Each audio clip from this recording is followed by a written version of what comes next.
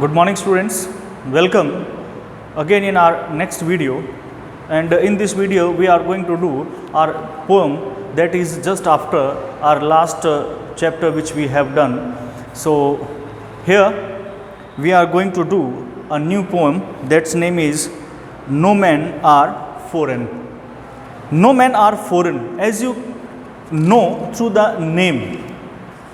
Last chapter we have done my childhood, and this is the poem of that same chapter. Okay, so that's why I wrote here poem 6. हमने my childhood किया था, उसके बाद में हमारे पास में उसी चैप्टर की ये पोएम है जिसका नाम है नो मैन आर फॉरेन. यहाँ पर फॉरेन का मतलब होता है विदेशी, फॉरनर जिसको हम कहते हैं. ठीक है, फॉरेन यानी कि विदेश. विदेशी से मतलब क्या है? विदेशी से मतलब है कि हमसे अलग नहीं है, पराया नहीं है. कोई भी व्यक्ति हमसे अलग नहीं है, सभी व्यक्ति क्या है? एक ही हैं. So no man are foreign. कोई भी व्यक्ति हमसे क्या है? अलग नहीं है, जुदा नहीं है, पराया नहीं है. सभी, चाहे व्यक्ति कहीं पर भी रहता है, सभी एक ही हैं, कोई अलग अलग नहीं है. क्यों कहा उसने? सबसे पहले देखते हैं इसके अंदर वो क्या लिख रहा है पोएट.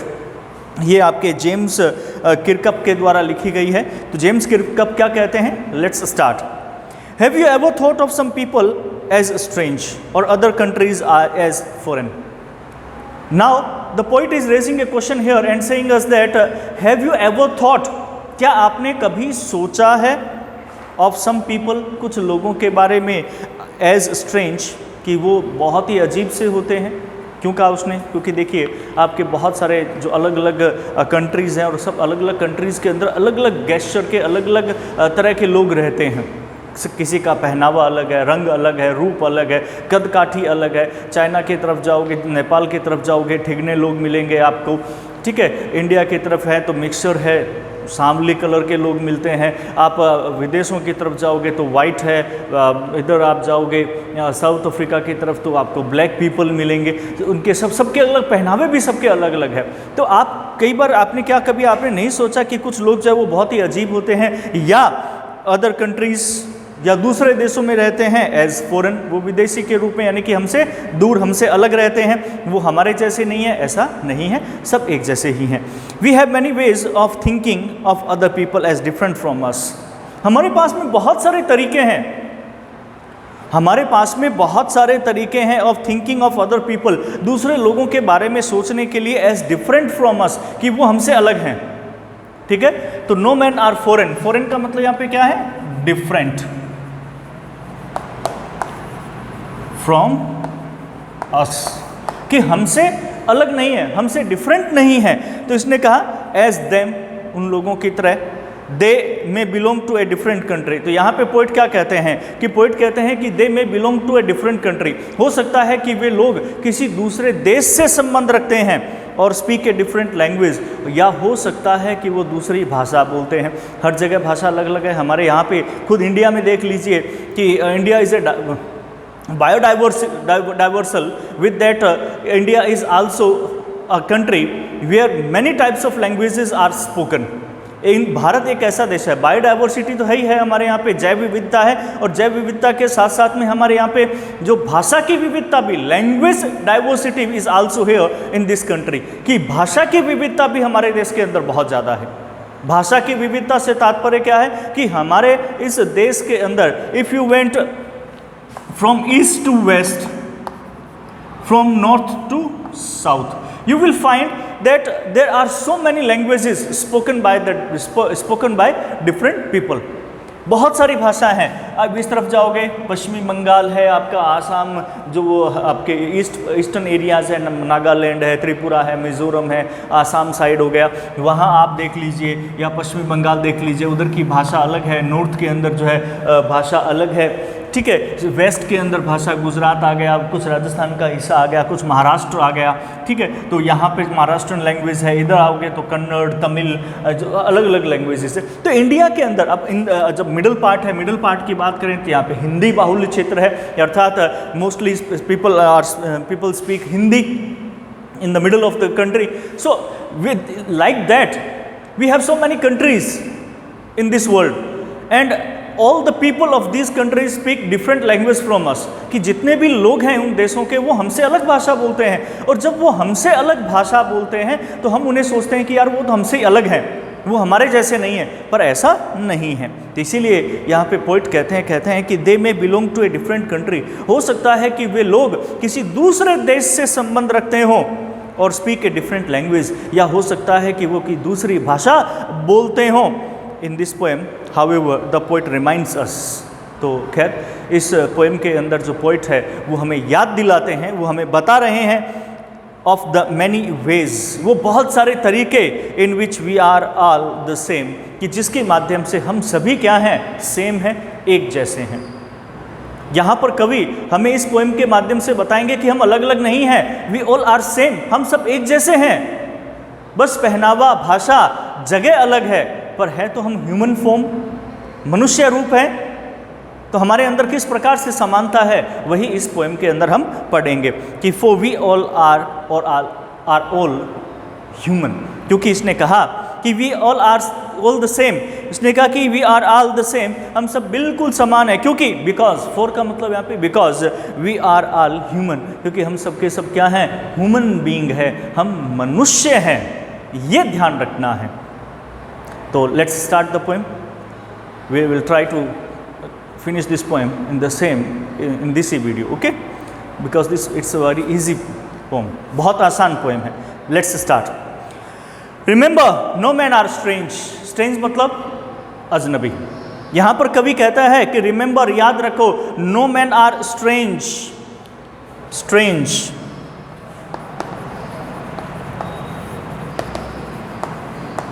अजनबी।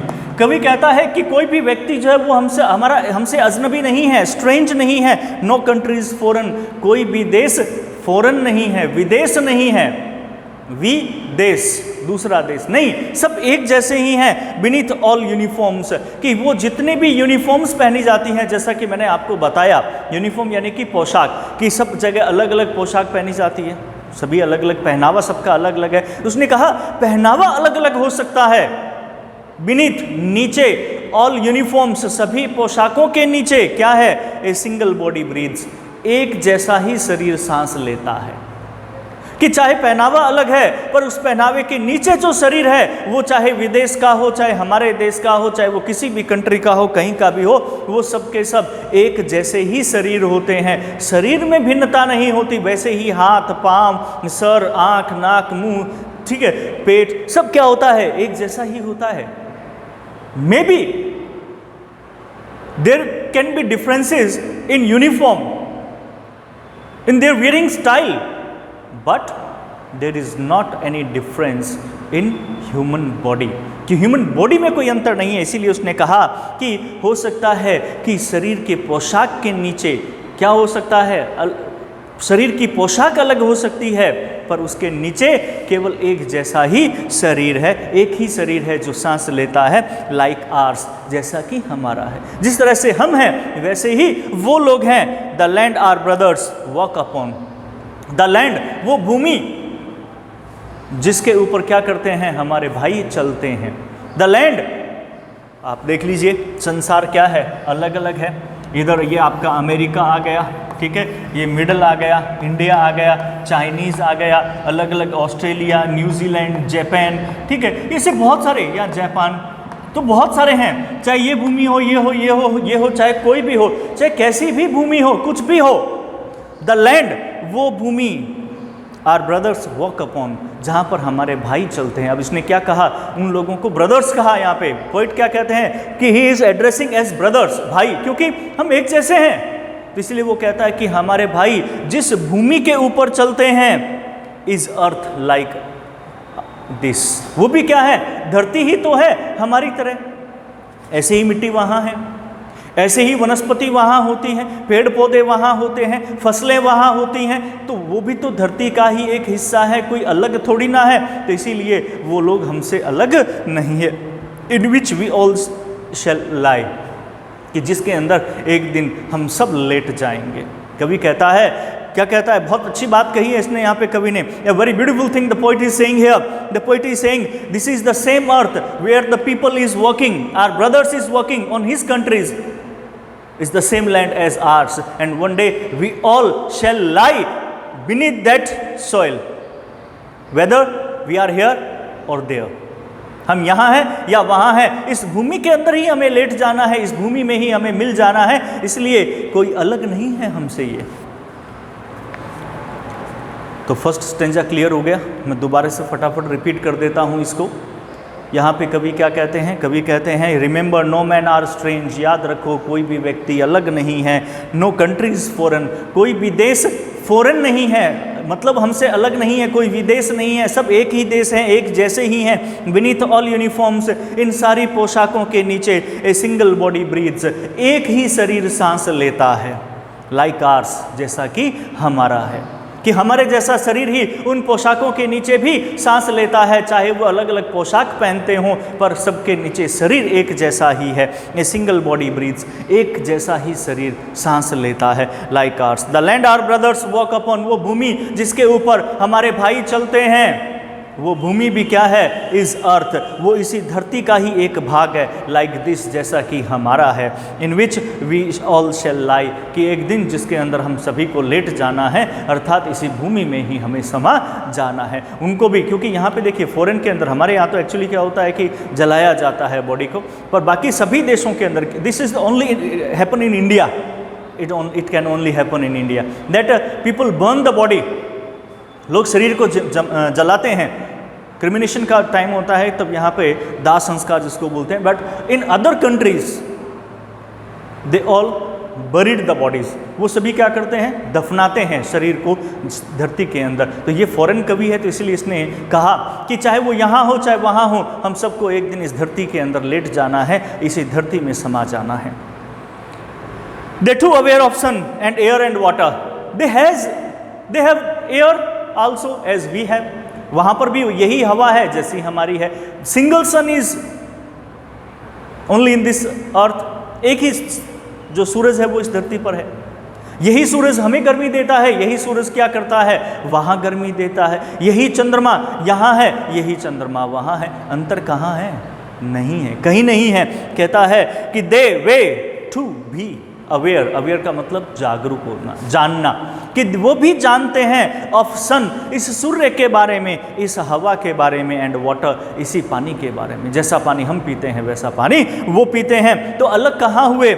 आर फेड बाय पीसफुल हार्वेस्ट्स, उन्हें भी फेड मतलब भोजन करवाना, कि उन्हें भी खिलाया जाता है, भोजन करवाया जाता है। बाय के द्वारा, किसके द्वारा? पीसफुल हार्वेस्ट्स, हार्वेस्ट यानी कि फसलें, यहाँ पे कि वो शांति प्रिय तरीके से पैदा की जाने वाली फसलें, गेहूं यहाँ है गेहूं वहाँ है, वैरायटी अलग हो सकती है, गेहूं तो एक जैसी होती है, काम तो गेहूं वाला ही होगा। मक्का है, वैरायटी अलग है, फसलें हैं, वैरायटी अलग हो सकती है, पर चीज़ तो वही होती है, गुण तो वही होते हैं, अलग नहीं हो सकते। सेब यहाँ होते हैं, सेब वहाँ होते हैं, तो क्या सेब का आकार वहाँ पे अलग है? यहाँ पे गोल सेब होता है तो वहाँ पे क्या लंबा सेब होता है? नहीं, सेब वैसा ही होगा। कलर चेंज हो सकता है, वैरायटी चेंज हो सकती है, पर चीज़ चेंज नहीं होगी। गेहूं दाना वही है तो वैसा ही रहता है। तो उसने कहा कि and fed by peaceful harvest, शांतिपूर्ण फसलों के द्वारा उन्हें भी क्या है? भोजन करवाया जाता है। By wars long winter starved, अब यहाँ पर इसने पीसफुल चीज़ एक और कही है। इसने यहाँ पे पीसफुल का मतलब शांति प्रिय, कि वो भी वहीं शांति प्रिय तरीके से रहते हैं, हम भी यहाँ शांतिपूर्वक तरीके से रहते हैं, सबका एक जैसा ही तो है। By wars long winter starved, by wars, क्योंकि युद्ध के द्वारा, कि अगर युद्ध किया जाता है, लॉन्ग विंटर वो लंबी सर्दियों के अंदर, स्टार्व्ड, स्टार्व्ड का मतलब भूख मरना, स्टार्व्ड का मतलब होता है भूख मरना।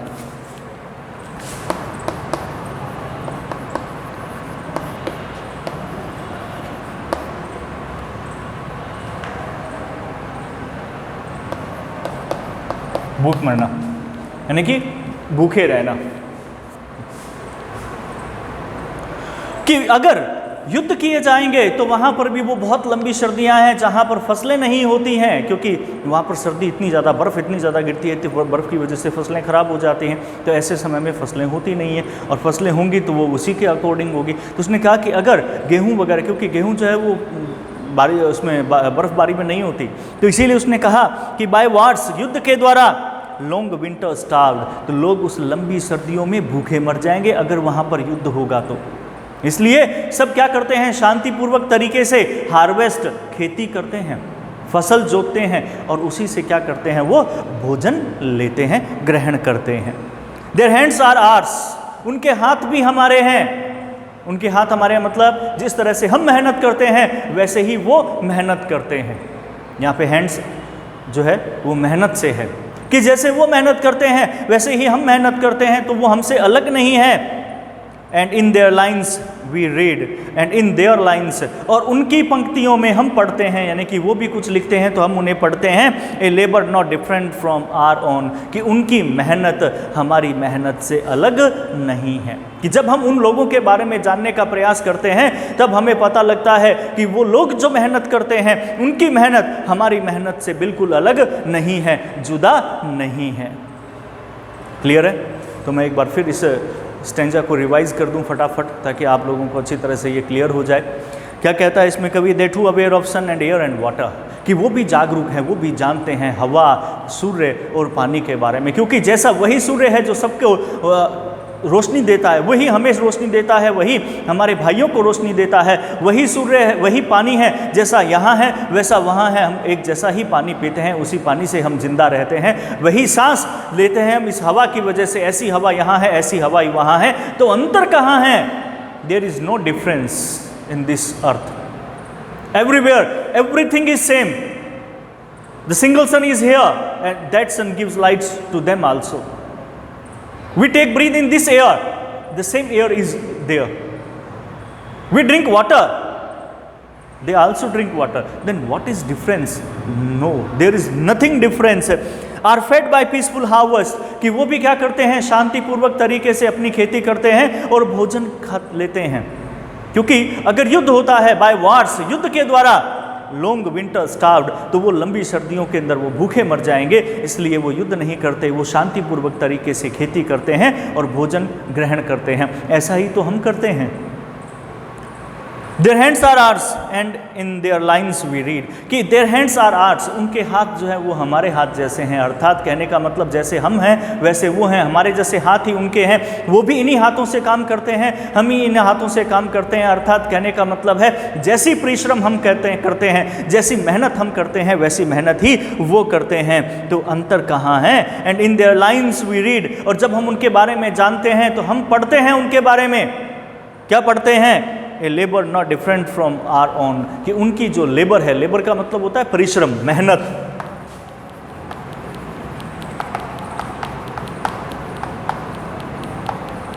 परिश्रम, मेहनत,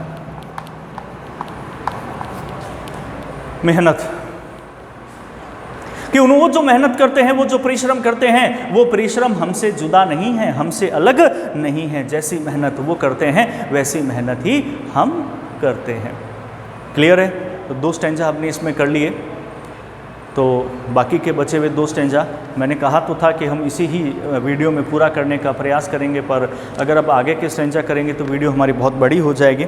सो that's why I am ending this 2 stanza in this video, and in our next video we will do our next poems. Sorry, next poem means the next 2 stanzas. Okay, so till then, goodbye, take care.